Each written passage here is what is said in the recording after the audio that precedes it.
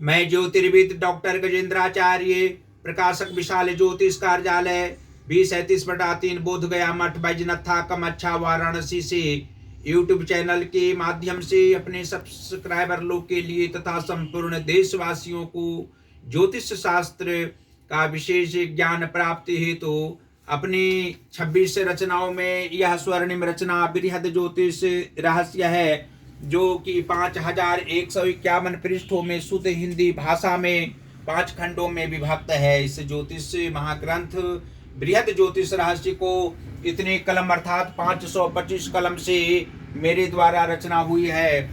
आज आप लोगों को जन्म कुंडली के एकादश भाव में एक साथ मंगल एवं केतु ग्रह को बैठने का फल स्पष्ट शब्दों में वर्णन करने जा रहा हूँ।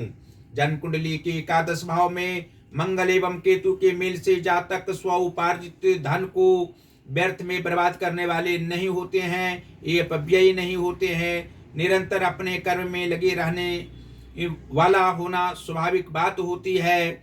अपनी परेशानी को किसी के सामने दर्शाने वाले नहीं होते हैं। अपनी समस्याओं का समाधान करना इनका स्वाभाविक गुण होता है। स्त्री प्रेम ज्यादा इनमें रहा करता है और इसके कारण कभी कभी इनको मानसिक परेशानियों की सामना भी करनी पड़ती है। कर्म क्षेत्र में तथा सगे संबंधियों व परिवार परिजनों में इसके कारण इज्जत कम होती है। इसकी पत्नी भी इससे कभी कभी परेशानी में रहा करती है। लाभ व एकादश भाव स्थित मंगल एवं केतु शुभ स्थिति में जातक को अपने स्वाभाविक गुण से हटकर उपकार की भावना प्रदान करते हैं, उसकी सारी समस्याओं का हल ढूंढते हैं। अनिवार्य आवश्यकताओं की पूर्ति करना, ये दोनों ग्रहों से यहाँ स्वधर्म का समझकर जातक को कल्याणप्रद ज्ञान की ओर अग्रसर करने वाले होते हैं। इसकी डूबती हुई नैया को पार मुख्य रूप से मंगल लगाता है और अशुभ स्थिति में अपने स्वाभाविक गुण प्रदान भी करता है, जिससे बुरी प्रभाव जातक पर मुख्य रूप से लाभ होने के क्षेत्र में जाता है। लाभ होते होते अलाभ भी हो सकता है। वहां पर जातक अपनी परेशानियों का समाधान करने में विवेकपूर्ण तरीके से सफल रहा करते हैं। धनहीन भी जातक किसी भी रूप में नहीं होते हैं। ये बड़ी बड़ी बातें भी करने वाले होते हैं और करने वाले भी होते हैं। सही लाभ प्राप्त होने हेतु हनुमान जी का व्रत व पूजा जातक को अवश्य ही करनी चाहिए। और यह भी स्पष्ट शब्दों में आप लोग जान सकते हैं कि जन्म कुंडली के भाग्य भाव के स्वामी शुक्र ग्रह हों तथा धन भाव के स्वामी गुरु बृहस्पति हों तो एकादश भाव स्थित मंगल एवं केतु के प्रभाव से जातक का भाग्य सभी अवस्थाओं में साथ देने वाला होता है। आयु के 38वें वर्ष के उपरांत सही रूप में भाग्य साथ देता है। जीवनोपर्यंत आयु पर्यंत अधिक परिश्रम करने वाले होते हैं। युवाजन की भांति वृद्धावस्था में भी कर्म करने में कभी पीछे हटने वाले नहीं होते हैं। धन का भाव किसी भी रूप में नहीं रहा करता है। और कर्म भाव के स्वामी यदि मंगल ग्रह हों तथा मातृभाव के स्वामी शुक्र ग्रह हों तो एकादश भाव स्थित मंगल एवं केतु के प्रभाव से जातक कर्म क्षेत्र में अच्छे कार्य करने वाले होते हैं। इनकी सहायता करने वाले भी अच्छे लोग मिलते हैं और किसी की बातों को बुरा मानने वाले भी नहीं होते हैं। माता का सुख इनको प्राप्त होता है। इनकी माता अच्छी विचारों से युक्त रहने वाली होती हैं और तेज मस्तिष्क वाली होती है। पुरुषार्थ की भावना उनमें भरी हुई रहती है। और सप्तम भाव के स्वामी सूर्य ग्रह हों तथा लग्नेश शनि ग्रह हों तो एकादश भाव स्थित मंगल एवं केतु के प्रभाव से जातक का दाम्पत्य जीवन अच्छा ही व्यतीत होता है। पति पत्नी के बीच में मधुर संबंध रहा करता है। अन्य परिवार परिजनों को अच्छी भावनाओं से पति पत्नी देखने वाले होते हैं और दोनों की आयु कम नहीं होती है।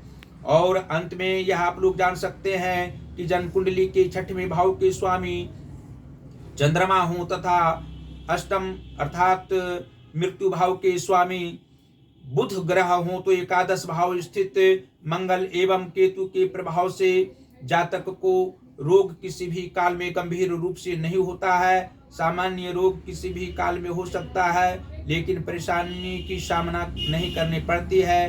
और आयु पर्यंत जातक संघर्ष करने से कभी पीछे हटने वाले नहीं होते हैं। त्याग की भावनाओं से युक्त रहा करते हैं और तेज मस्तिष्क होने से सफलता इनके कार्यों में अवश्य ही प्राप्त होती है। धन संपदाओं का अभाव किसी भी रूप में नहीं रहता है। और जन्म कुंडली के नीच भावों में यदि शुभ ग्रह बैठे हों, उच्च भावों में पाप ग्रह बैठे हों, तो एकादश भाव स्थित मंगल एवं केतु के प्रभाव से अन्य प्रकार के सुख जातक को प्राप्त हो, सांसारिक सुख सुविधाओं से युक्त रहें और शारीरिक कष्ट नहीं हो। इसके लिए मंगलवार को हनुमान जी की आराधना जातक को अवश्य करनी चाहिए।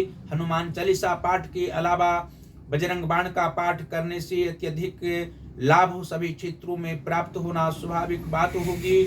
और केतु की शांति पूजा भगवान शिव जी के मंदिर में किसी योग्य साधक व ब्राह्मण के द्वारा करा देना अनिवार्य है। और उचित सुख उचित सुविधाओं से युक्त रहने के लिए गणेश भगवान की आराधना जातक को प्रत्येक बुधवार को अवश्य ही करनी चाहिए। इससे आत्मिक सुख अवश्य ही प्राप्त होगा। और अंत में इस ज्योतिष महाग्रंथ बृहद ज्योतिष रहस्य को आप लोगों को अपने अपने घरों में मंगवाने के लिए अवश्य कहेंगे। उचित मूल्य पर यहाँ से आपको ये पांचों खंड ग्रंथ को खरीद कर ले जा सकते हैं और अपने घरों में परिवार परिजनों के साथ प्रेम पूर्वक इसका अध्ययन कर सकते हैं। इससे लाभ प्राप्त कर सकते हैं। जन्म कुंडली का निर्माण अवश्य ही इसका अध्ययन करने वाला पाठक कर सकता है और अनेकों जन का कल्याण कर सकता है। इसको विद्यालय महाविद्यालय विश्वविद्यालय में रखने पर अनेकों पाठक जन इससे लाभ प्राप्त करेंगे। हर प्रकार की सुख सुविधाओं से युक्त सांसारिक सुख प्राप्त करने के लिए जो इसमें निदान समाधान किया गया है, इसके द्वारा आप लोग आत्मिक सुख अवश्य ही प्राप्त करेंगे।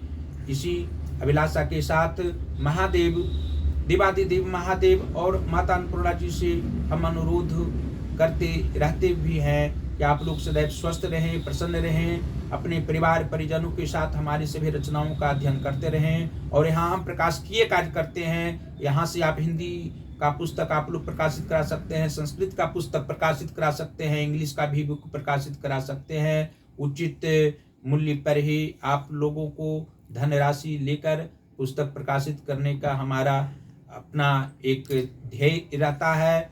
आप लोग हमारी सभी वीडियो को लाइक करते रहें, शेयर करते रहें और जो ज्योतिष महाज्ञान चैनल है, इसको अवश्य ही आप लोग सब्सक्राइब करें और घंटे का बटन भी दबाना कदापि ना भूलें। और आप लोग सदैव स्वस्थ रहें, प्रसन्न रहें। हमारी सभी रचनाओं को, इस 26 रचनाओं में जो अन्य 25 रचनाएं हैं, सभी रचनाओं का अध्ययन करने के लिए यहाँ से पुस्तक आप लोग खरीद सकते हैं। और आप लोग सदैव प्रसन्नता पूर्वक अपने परिवार जनों के साथ में रहें, हमारी सभी रचनाओं का अध्ययन करते रहें। इसी शुभकामनाओं के साथ धन्यवाद।